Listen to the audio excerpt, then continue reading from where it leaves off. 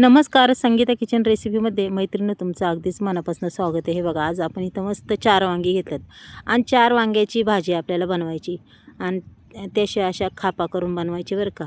एकदम पातळ रस्सेदार भाजी हिरव्या कलरमधून आपल्याला बनवायची. मग चला, ही भाजी कधी तुम्ही केली का अशी, आणि खरंच खूप खायला टेस्टी लागते ही भाजी. म्हणतात ना, 4 वांगी राहिली तरी आपण त्याची भाजी बनवू शकतो. ही भाजी आपल्याला खरंच खूप वेगळ्या पद्धतीने बनवायची आहे बरं का. हे बघा, त्याच्यासाठी लागणारे साहित्य इथं भाजून शेंगदाणे घेतलेले आहेत आणि मिरच्या घेतलेल्या आहेत. मैत्रिणी, मिरच्या पहा 4 किंवा 5च मिरच्या आहे, जास्त काही घेतलेल्या नाही आहे मी. हे बघा, 5च मिरच्या आहेत. त्याच्यानंतर जिरंसुद्धा घेतलेलं आहे, लसूण घेतलं आहे आणि कोथिंबीर घेतलं आहे. असं याला साधं सोपं एवढंच साहित्य घेतलं आहे, जास्त घेतलं नाही. पण हे साधं सोपं साहित्यामध्ये आपली भाजी एवढी टेस्टी होते ना, खरंच खूप टेस्टी होते. आणि ही भाजी मी सुद्धा पहिल्यांदाच केली अशा पद्धतीने आणि खरंच खायला खूप चवदार लागते. मैत्रिणींनो, आपल्याला अजिबात मसाल्याचा वापर करायचा नाही आहे, कारण कसं आहे, आपण दरवेळेस मसाल्याचं खाऊन खाऊनसुद्धा कंटाळा येतो. मग कधीतरी आपल्याला वेगळं करूशी वाटतं. मग चला, आज ही वेगळ्या पद्धतीने वांग्याची भाजी, रस्सा भाजी करूया आपण. आता इथं वाटण अगदी माहीम वाटून घेतलं आहे पहा. त्याच्यानंतर आपल्याला टाकायची जिरी मोहरी आणि अक्षरशः 5 मिनटाच्या आत ही भाजी तयार होणार आहे बरं का. मग पहा, फक्त आपल्याला ज्यावेळेस आपण वाटण टाकतो त्यावेळेस फक्त एक उकळी घ्यायची. आता याच्यामध्ये जिरी मोहरी टाकलेली आहे, त्याच्यानंतर कढीपत्ताही टाकलेला आहे, पाहू शकता. अगदी छान पद्धतीने तडतडला आहे. मग द्यायची वांगी टाकून आपली पहा. आता ही पूर्ण वांगी आपल्याला तेलामध्ये संपूर्ण शिजून घ्यायच्यात बरं का. पहा, एक सगळी वांगी अगदी 2 मिनटात ही शिजून तयार होणार आहे आपली पहा.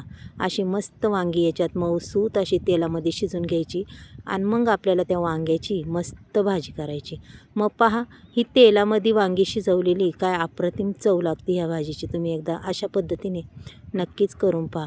आज मी तुम्हाला अक्षरशः वेगळी वांग्याची रस्सा भाजी ही, आणि खरंच आपल्या कमी वांगं असलं की म्हणतात ना, आता ह्या कमी वांग्याचं काय करायचं, तर मग असं कमी वांग्याची अशा पद्धतीने आपल्याला ही भाजी बनवायची.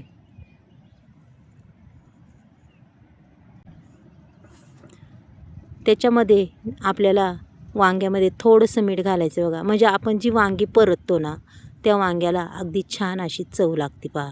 जरी आपण भाजी केली की ते वांगं खाताना एवढी छान टेस्ट लागते की वांगं आपल्याला आळणे लागत नाही आहे. मग चला, अगदी मस्त असं वांगं बघा आपण परतून घेऊया आणि 2 मिनटं त्याच्यावर फक्त झाकण ठेवायचे. 2 मिनटांनी आपल्याला पुन्हा चेक करायचे. हे बघा, अजिबात तुमचं वांगं करपणार नाही, काय नाही, आणि मस्त असं मऊसूत वांगं शिजणार आहे पहा. मग आता मी इथं चेकही करते आणि तुम्हाला दाखवते बी. हे बघा, वांगं हे पूर्णपणे शिजलेलं आहे आपलं.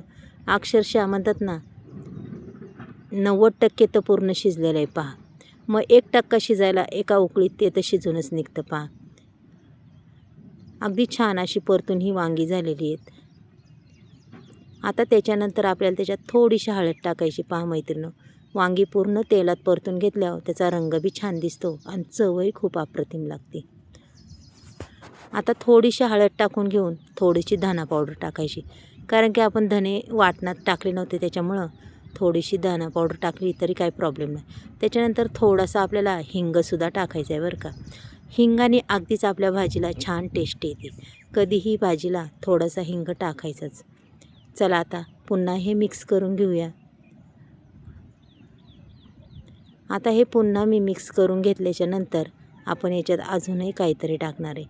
मग आता काय टाकायचं हे बघा, हे जे आपण वाटण वाटलेलं आहे हे त्याच्यात टाकून घ्यायचं. पूर्ण वाटण त्याच्यात टाकून द्यायचं आहे आणि अगदी छान पद्धतीने आपल्याला हे परतून घ्यायचे पहा. असं तेलात मस्त घोळून घ्यायचं की मस्त त्याचा कच्चापणासुद्धा दूर झाला पाहिजे, एवढं छान घ्यायचं.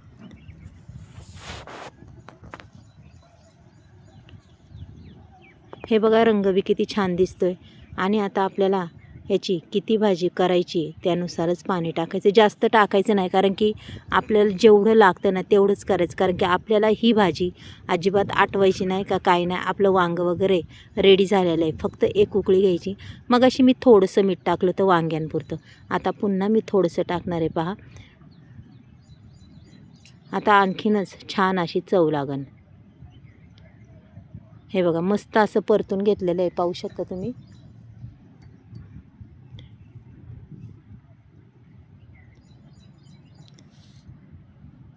आता हे पुन्हा मी असं मिक्स करून घेते. अगदी 5-1 मिनटं तरी मी त्याला हलवून घेतलेलं आहे, पाहू शकता तुम्ही.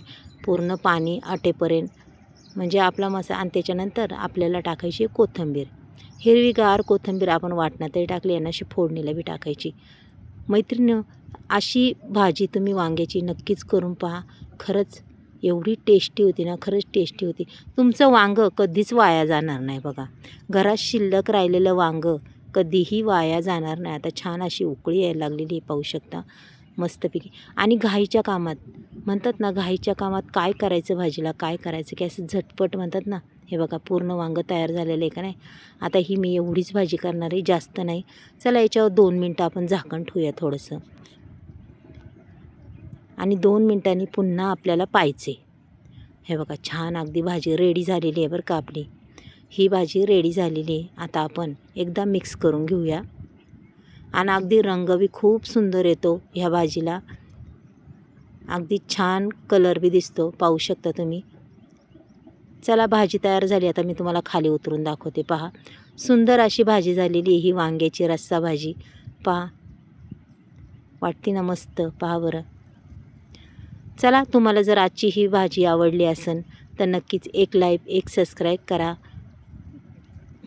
तुम्ही कुठून बोलता तेही मला सांगा. आणि मैत्रिणी, माझ्या व्हिडिओ नक्कीच शेअर करीत जा आणि मला अशाच सपोर्ट करीत जा. खूप छान वाटतं बघा तुमच्यासंग बोलूनसुद्धा. मस्त वाटतं गप्पा मारून. गप्पा मारता मारता अक्षरशः संपूर्ण रेसिपी तयार होते. चला मग बाय.